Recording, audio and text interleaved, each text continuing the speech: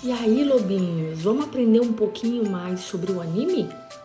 Se você perguntar para um japonês, o anime nada mais é do que o desenho animado. Seja o desenho feito no Japão ou seja o desenho feito em qualquer lugar do mundo. Foi desenho? É anime. Mas para nós ocidentais, o anime é só o desenho que é feito no Japão, com essa forma especial, linda e muito colorida de desenhar. São desenhos únicos, muito bonitos, mas nem sempre foi assim. Em 1908, um francês criou a primeira animação. Os desenhos se moviam.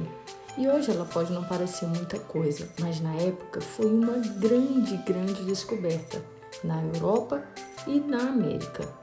Os japoneses, quando viram aquilo, se apaixonaram. Eles já eram grandes mestres nos desenhos em quadrinhos, que lá eles chamam de mangá.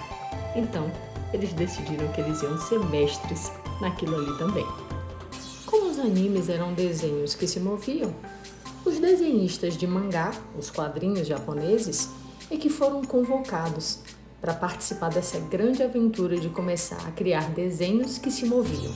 Os desenhos hoje parecem muito históricos, mas é como era representada a cultura japonesa naquela época, com desenhos lindos e muito coloridos.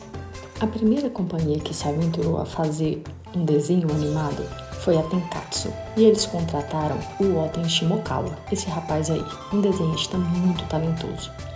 E ele saiu através de erros e acertos, tentando descobrir como realizar aquele grande empreendimento, porque naquela época não existia no Japão nada sobre as técnicas para realizar aquela animação. Mas, em 1917, eles finalmente conseguiram e foi lançado o primeiro filme de animação japonesa da época, o Imokawa no Maki. Esses bonequinhos muito simpáticos, num filme sem som, foi um grande sucesso e a grande vitória da época. Outro nome de grande importância na história do anime no Japão é o Sr. Seitaro Kitayama, um pintor de estilo ocidental que se interessou pela arte de fazer os desenhos se moverem. E assim ele também conseguiu, em 1917, lançar a Batalha do Macaco e do Caranguejo, que era baseada em um conto popular japonês. Esses animes podem não parecer grande coisa para nós agora, mas aquela época foi uma grande explosão e todos eles se baseavam até então na cultura e na realidade enfrentada por eles naquele período. Já hoje, o grande sucesso são aqueles animes baseados em versões animadas de quadrinhos como One Piece e Naruto. Só que no início, os animes japoneses eram feitos de forma muito simples, por poucas pessoas e cada um ia criando sua pequena produtora em casa, sem quase recurso. Isso só mudou em 1958 com o Sr. Hiroshi Okawa, diretor da Toei Doga, que conhecia a estrutura norte-americana de animação e decidiu investir dinheiro alto para que o Japão pudesse se tornar competitivo de verdade naquele ramo.